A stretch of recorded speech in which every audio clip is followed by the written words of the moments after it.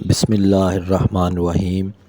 दोस्तों, आपका मेज़बान चौधरी मोहम्मद इकराम ज़फ़र चौधरी कुश्ती चैनल से आपकी खिदमत में अदनान पहलवान टायरा वाले के एक पैगाम के साथ हाज़िर है। समाअत फरमाइए।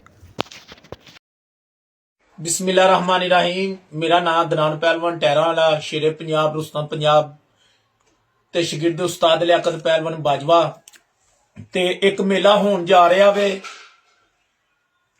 जाम सजाद मरहूम दी याद दे विच ते मेला मालक ने जनाब अमर जोया जनाब आजाद हुसैन जोया ते केरा खसूसी तावन कीता ना सेठ सजाद ते अकील कुरैशी साहब ने कीता वे ते मेरा बयाना हो गया वे शुभान पहलवान सियाल दे नाल ते एक केरा मेला हो रहा वे ना ये हो रहा वे मुजफ्फरगढ़ दे नाल वसिंदे वाली अजीम चौंक वसिंदे वाली दे विच मेला हो रहा है। पाकिस्तान दा बड़ा वड्डा मेला हो रहा जे ते तमाशाइयां दे अगे अपील की जाती है।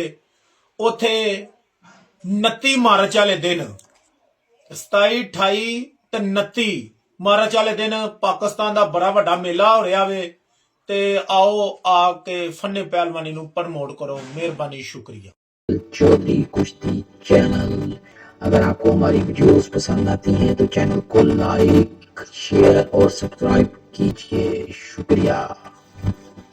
चौधरी कुश्ती चैनल, अगर आपको हमारी वीडियोस पसंद आती हैं तो चैनल को लाइक शेयर और सब्सक्राइब कीजिए। शुक्रिया। चौधरी कुश्ती चैनल, अगर आपको हमारी वीडियोस पसंद आती हैं तो चैनल को लाइक शेयर और सब्सक्राइब कीजिए। शुक्रिया।